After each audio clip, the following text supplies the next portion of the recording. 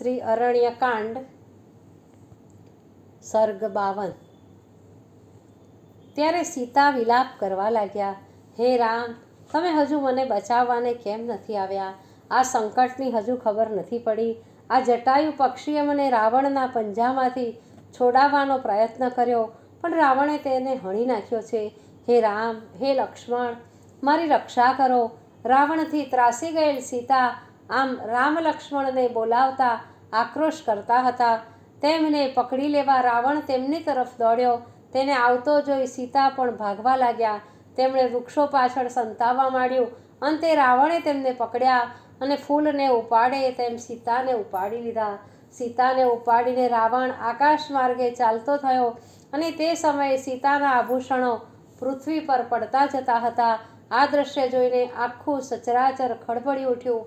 વાયુની ગતિ ધીમી પડી ગઈ।